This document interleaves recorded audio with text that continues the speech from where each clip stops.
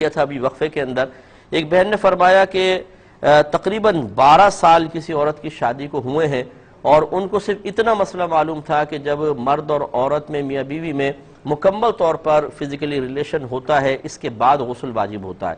ویسے ان کو نہیں پتا تھا کہ ویسی قریب بیٹھ گئے اور دیگر معاملات سے بھی غسل واجب ہو جاتا ہے اگر اس میں مطلب غسل والی صورت بن جاتی ہے، لہٰذا وہ حالت روزہ میں بھی ہوتا رہا، غلط حالت روزہ میں ہوتا رہا۔ بعد میں انہوں نے یہ مسئلہ پڑھا کہ اس سے تو غسل واجب ہو جاتا ہے، تو اب ان کو اندازہ ہوا کہ انہوں نے بہت سارے روزے اسی طریقے سے خراب کر دیے ہیں، تو اب کیا ہوگا؟ تو وہ کہتی ہیں کہ وہ یوں کرتی ہیں کہ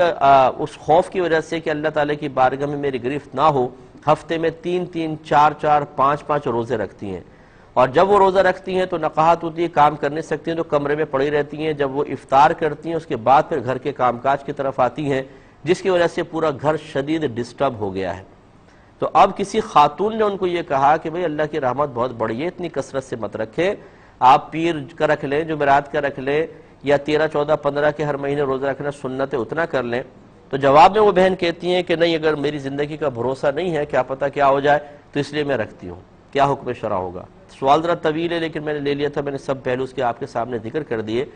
دیکھیں مسئلہ یہ ہے کہ سب سے پہلے تو ان بہن کو اپنی جہالت اور کم علمی پر اللہ تعالیٰ کی بارگاہ میں کامل توبہ کرنی ہوگی،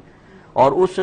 معذرت کے ساتھ میں لفظ ادا کرتا ہوں، برا نہیں مانیے گا، لیکن جو علم والا نہیں ہے وہ جاہل ہی ہوتا ہے، تو اس جاہل شوہر کو بھی اللہ کی بارگاہ میں توبہ کرنی چاہیے، کیونکہ آپ کے دونوں کے نام اعمال میں ہر گناہ پر 2 گناہ لکھے گئے، ایک علم نہ سیکھنے کا گناہ اور ایک گناہ کا گناہ۔ یہ شوہر کی ذمہ داری تھی کہ پہلی بات تو ماں باپ کی ذمہ داری تھی کہ بیٹی کو سکھاتے، لیکن ہمارے ہاں بیٹی کو یہ نہیں سکھاتے، یہ سکھاتے ہیں کہ ساس پہ کیسے تمہیں فوقیت حاصل کرنی ہے، اور نندوں کا مقابلہ کیسے کرنا ہے، اور شوہر کو اپنی جیب میں کیسے کرنا ہے، یہ طریقے سارے سکھا دیتے ہیں، ایسے ڈرامے بھی دکھاتے ہیں تاکہ بچیاں چلاک ہو جاتی ہیں، لیکن علم دین نہیں سکھاتے۔ سب سے پہلے ان کے ماں باپ گناہ گار ہیں، لڑکے کی بھی لڑکی کی بھی، انہیں بھی توبہ کرنی چاہیے۔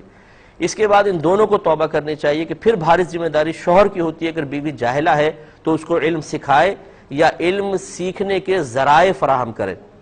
اور پھر خود اس بہن پہ یہ مکلفہ تھیں، ان کے اوپر علم سیکھنا فرض تھا، نہیں سیکھے، اس وجہ سے بھی گناہگار ہوئے، پہلے اللہ کی بارگاہ میں کامل توبہ کریں۔ اس کے بعد جتنے بھی اس طرح مطلب ان کے روزے ٹوٹے ہیں ان سب کا حساب کریں کتنے ہوں گے۔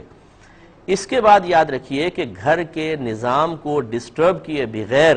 ان روزوں کو آہستہ آہستہ ادا کریں۔